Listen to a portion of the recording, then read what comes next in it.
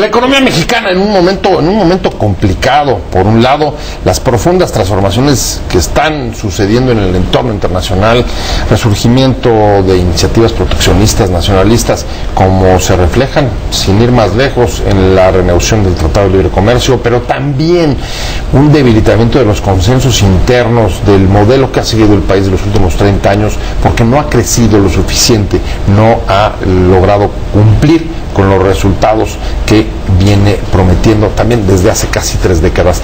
Este es un marco muy amplio sobre el cual un grupo plural de economistas está trabajando junto con la UNAM, el Colegio de México y el IDIC, el Instituto para el Desarrollo Industrial y el Crecimiento Económico, con el propósito de tender puentes y llevarle las propuestas a los candidatos. ¿Cuáles son los temas sobre los que tienen que pronunciarse? Que hasta ahora más bien han estado lejos, los han, no quiero decir evadido, pero por lo menos han dado prioridad a otros, entre ellos la corrupción y la guerra sucia. Pero ahí está la economía que también incide en las preferencias, y por eso me da mucho gusto justo que esté con nosotros José Luis de la Cruz. José Luis, usted ya lo conoce, amigo de este programa. Muchas gracias por estar aquí, José Luis, presidente del IDIC, y gracias por traernos este debate que es más que necesario. Fausto Barajas, como todos los miércoles, un placer tenerte. ¿Cómo estás, Pepe? ¿Qué tal, José Luis? Gracias a los dos. Fausto Barajas, coordinador de la campaña Margarita Zavala. Si quieres empezamos contigo. ¿Cuáles son, para ir directo, los temas económicos que tienen que tratar los candidatos y que aún no han hecho? ¿Sobre qué tienen que pronunciarse y por qué no lo han hecho hasta ahora? Bueno, yo creo que en términos de, empezando por eso de por qué, es muy probable porque todas las campañas en estricto sentido no han comenzado. Estuvimos en una fase de pre-campañas, en la parte de los independientes de recolección de firmas que están siendo validadas por el Instituto Nacional Electoral. Entonces, de alguna manera se entiende de que todavía han sido planteamientos preliminares con distinta profundidad, pero que ya básicamente en un mes eso tiene que modificarse sustancialmente. Tenemos que ir a las propuestas para generar un debate que sea propositivo para la sociedad. Desde el punto de vista del Instituto para el Desarrollo Industrial y Crecimiento Económico, en esta obra colectiva que participa el Colegio de México y la Universidad Nacional Autónoma de México a través del Instituto de Investigaciones Jurídicas de la UNAM, lo que estamos planteando es, primero, que tenemos que ir hacia una obsesión por el crecimiento económico. Es decir, México tiene que pasar del 2,5%, que si bien es positivo y es mejor que lo que está ocurriendo en otros lugares del mundo, pues evidentemente para las necesidades de un mercado laboral que se nos ha precarizado, y hay una cifra que es muy clara: de los 53 millones de mexicanos que están ocupados, solo 480,000 ganan más de 10 salarios mínimos.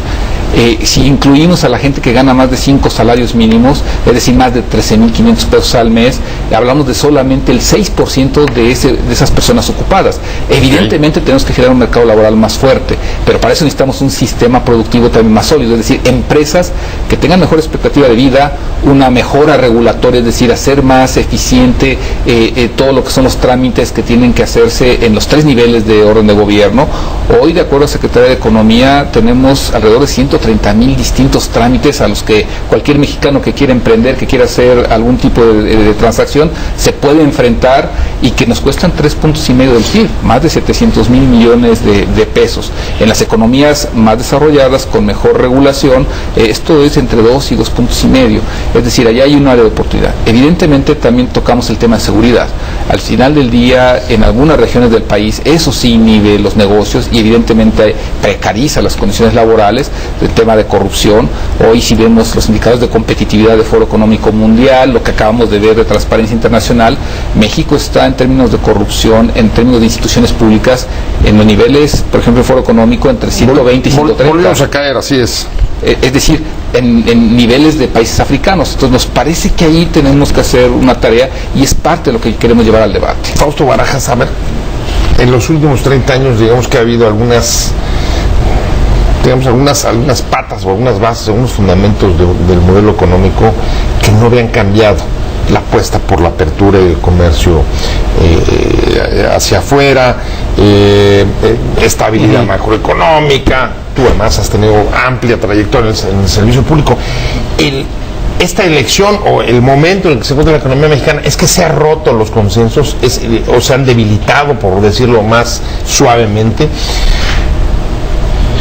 considero que, se han debilitado. Yo creo que los fundamentos siguen, yo sí me considero más liberal en términos de pensamiento económico. Sí, creo que más que nada lo que se ha debilitado es los beneficios, o que no han llegado a la velocidad que se habían generado las expectativas en México y en varios países. Por ejemplo, la apertura económica, el tema del crecimiento económico, todo esto ha tardado más de lo que se esperaba, y en algunos casos se ha agravado, incluso por ejemplo el tema de la distribución del ingreso en México, la brecha de desigualdad y la apertura, por ejemplo, económica, la parte esta de la privatización durante los 80s y 90s de las empresas paraestatales, de pasar de un estado excesivamente estatizado a una parte mucho más privada.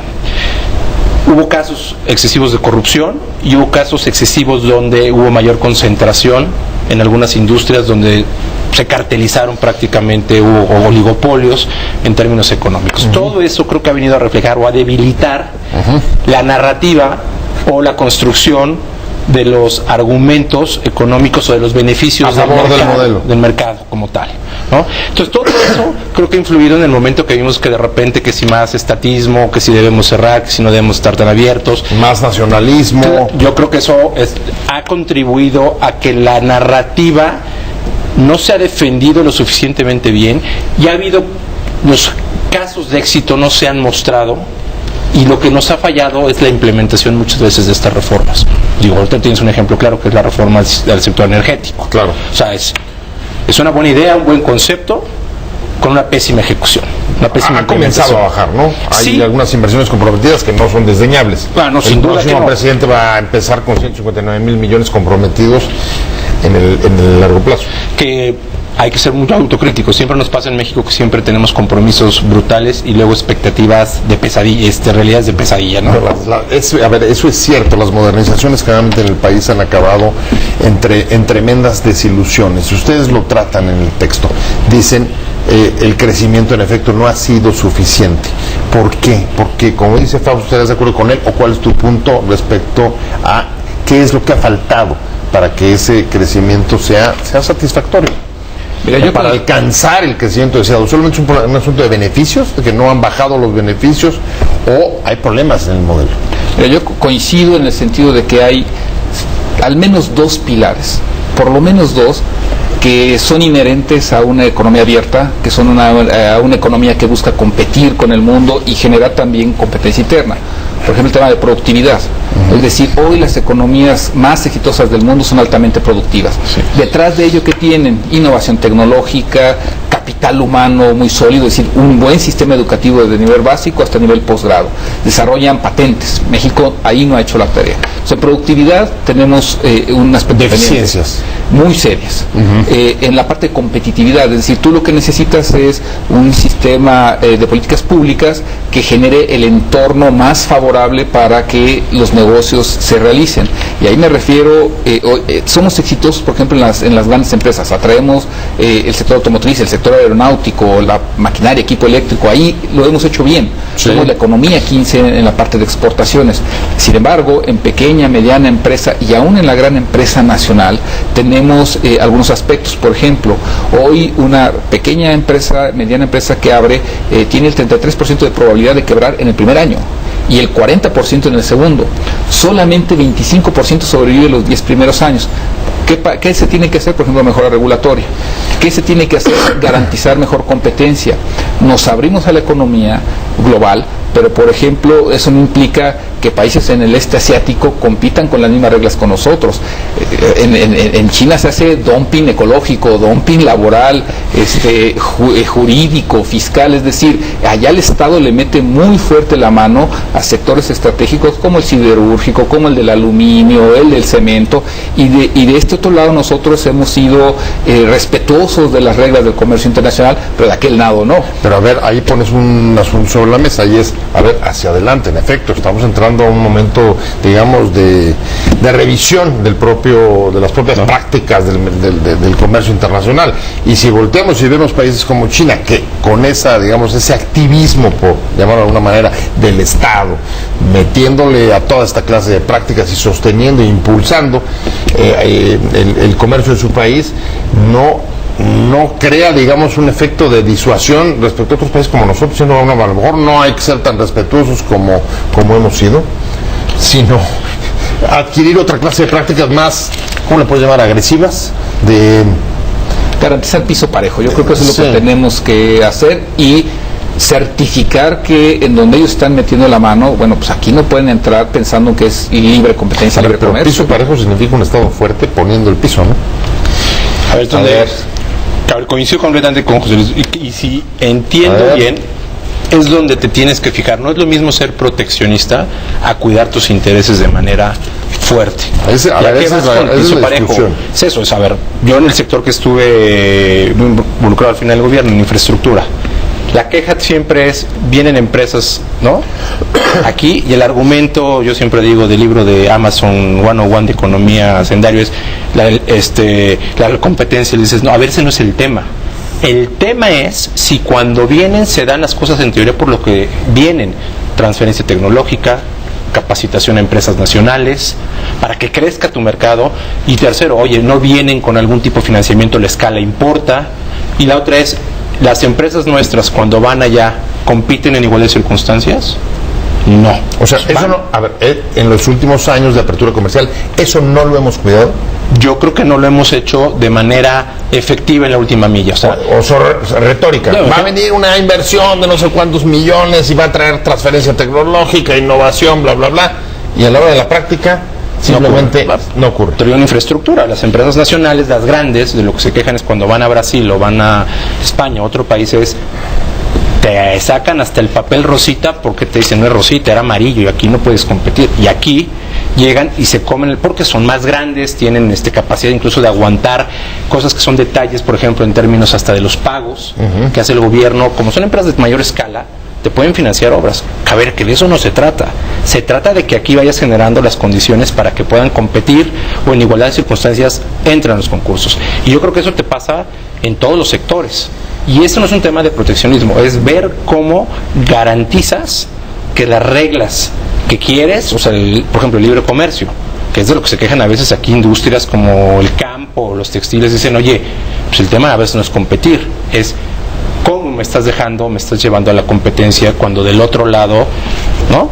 Emplean a niños en trabajo, las reglas ambientales pues se las pasan por el arco del triunfo, en fin, y aquí tu regulación a veces, digo, a pesar de que en México no es lo más sólido el Estado de Derecho, sí, a veces comparado con países como China u otros, sí estás en desventaja en la manera en que compites. Y yo creo que es por ahí donde lo que dices no es un tema de proteger, es un tema de un Estado fuerte. A ver, con capacidad de regulación.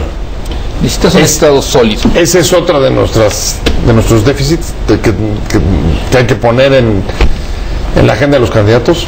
Yo creo que necesitamos un Estado sólido, fuerte, que tenga la capacidad de regular, pero lo otro, que también tenga la cercanía, la sensibilidad de las necesidades del sector productivo. Y ojo, es del sector productivo que tiene además distintas realidades nacionales.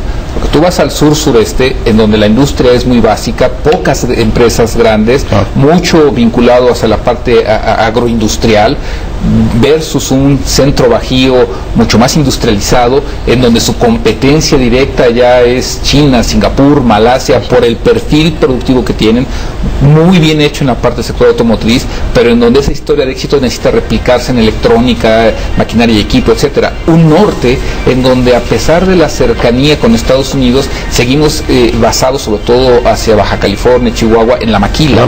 Entonces necesitamos dar, por ejemplo, estos planes de maquila empezaron en Baja California hace 50, 60 años. Tenemos que dar el salto, sin que sea referencia, hacia adelante, en el sentido de cómo generar mayor valor agregado y ser más competitivos. Y ahí necesitamos un Estado que entienda muy bien las necesidades del sector productivo, un sistema empresarial que se comunique muy bien con el Estado, y en función de eso, entendiendo que somos una economía abierta, globalizada, que tenemos al principal mercado del mundo como vecino, tenemos a la principal potencia asiática como competidor, pues entender que necesitamos nuevas reglas de orden global. ¿Quiénes son los candidatos que están entendiendo mejor esto? Déjame ir a una corte comercial rapidísimo y regresamos con ese punto. No se vaya, estamos en Opiniones Encontradas, 2 minutos aquí de vuelta.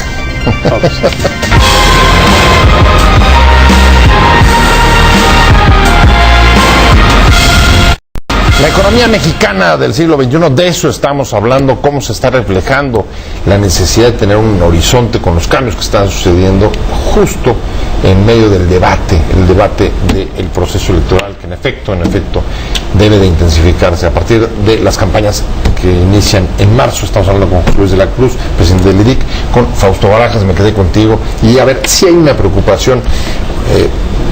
Vemos y hemos escuchado en centros académicos, foros convocados por los empresarios, discusiones sobre esto desde hace ya tiempo, competitividad, productividad. Sin embargo, mi pregunta, Fausto, es ¿dónde estás viendo reflejado esa discusión, digamos, en el debate público? En las campañas, en los candidatos, en los partidos. ¿Están hablando de esto o no están hablando de esto? ¿Lo ven o no lo ven? Y si no lo ven, pues mira, yo te hablo por nosotros. Yo creo que sí, a ver, nosotros lo tenemos muy claro, y ya nada más que empiece, yo creo que el periodo que te permite hablar aquí el sistema soviético que tenemos de reglas electorales, donde no puedes, ¿no?, hablar de propuestas en estos tiempos.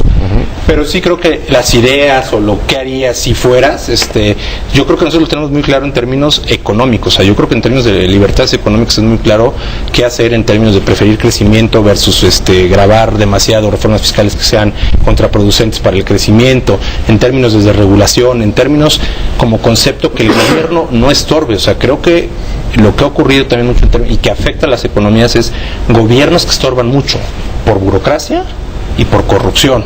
Y en eso yo creo que tenemos muy claro, nosotros apostándole también lo que mencionaba al principio José Luis. Para nosotros la innovación y el emprendimiento creo que es una de las palancas de valor más fuertes hacia adelante en el país, y es en lo que tenemos que invertir muchos recursos. Ahora, si yo me voy a los partidos tradicionales y trato de voltear esa discusión, la última discusión, digamos, intensa en la vida, en la agenda pública nacional, José Luis, fueron las reformas estructurales y la promesa de que haciendo las reformas estructurales podríamos levantar el crecimiento al 5%. Eso no sucedió.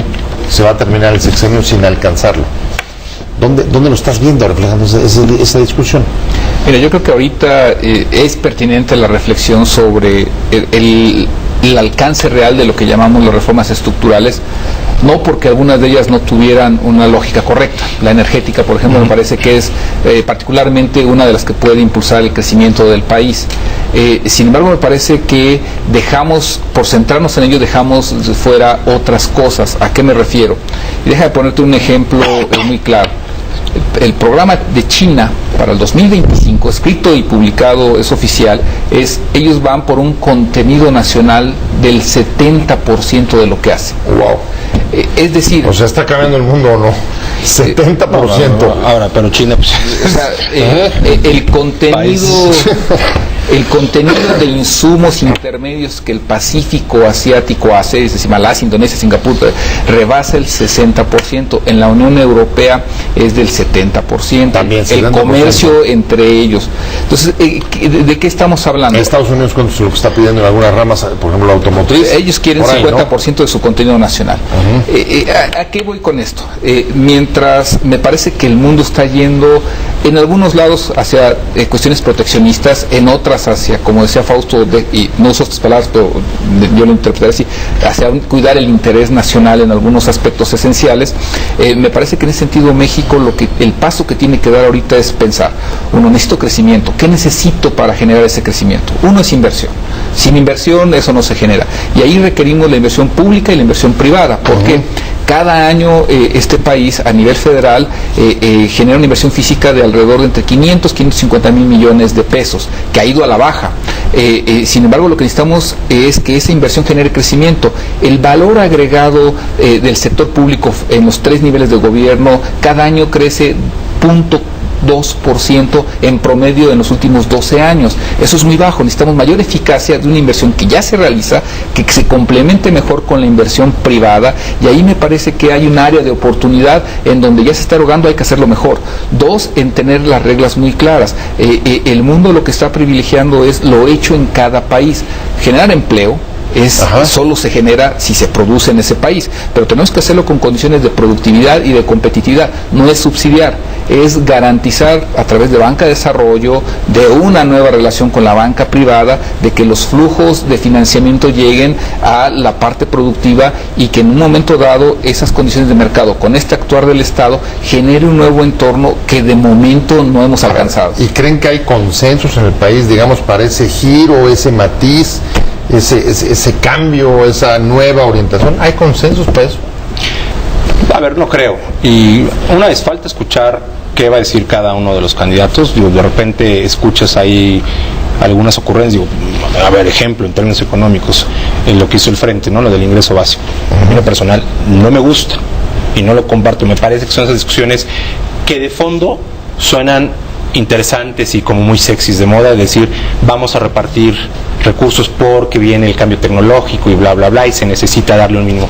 Bueno, a ver, más bien el mínimo es cómo haces, desde el punto de vista del Estado, hacer que el gobierno genere las condiciones o el ecosistema para que las empresas puedan invertir, se pueda crear empleo, en vez de estar subsidiando, porque te dicen, es que es un monto. ¿Cuánto es el monto?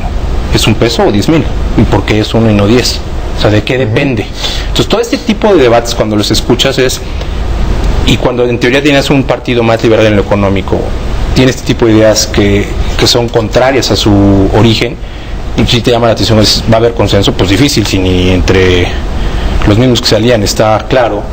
Por la parte en Morena, si ves claramente, o sea, el debate, digo, las ofertas son más proteccionistas desde el punto de vista, por ejemplo, la parte energética, el hacer refinerías, que bueno, un día se echan para atrás, otros regresan, pues sí te habla de una falta de entendimiento de hacia dónde van los temas. No es un tema de hacer refinerías o no, es un tema de qué le conviene desde el punto de vista de productividad al Estado. Si se requiere importar gasolinas porque es más barato para el país, que se haga. Si las refinerías las pueden hacer privados, si es negocio para los privados en condiciones de competencia, que la hagan los privados. No estamos hablando necesitamos más pragmatismo. No, a ver, definición clara de hacia dónde llevas un tema, ¿no? Y yo sí creo que es en la medida que el sector privado pueda participar con reglas claras y evitando a toda costa la corrupción o el tema de conflicto de interés, el privado debe participar en todo lo que se pueda. Y hay casos como dice José Luis, por ejemplo, el caso de la infraestructura en este país, donde sí tienes que tener la mezcla de público-privado, sí es indispensable y tienes que ser suficientemente flexible para ver dónde necesitas la intervención del gobierno. Y cuando digo intervención, no son subsidios, es dónde necesitas hacer que se detone la parte privada para que ocurran cosas. A ver, es evidente que algo no se ha hecho. Voy a un corte y regreso contigo, porque si volteamos y vemos los datos de productividad, si vemos los datos de inversión pública, que está en el hoyo los últimos años, y si incluso vemos los últimos datos de inversión privada, no dejan bastante que desear. Algo no se está haciendo, y no sé si hay algún candidato que tú ya hayas visto de los partidos, aunque todavía no venga la campaña, que haya tratado de ofrecer alguna explicación de lo que nos está sucediendo, y junto con eso, ¿qué le van a llevar ustedes a la mesa a los candidatos? Estamos en Opiniones Encontradas, 2 minutos, y aquí de vuelta no se ven.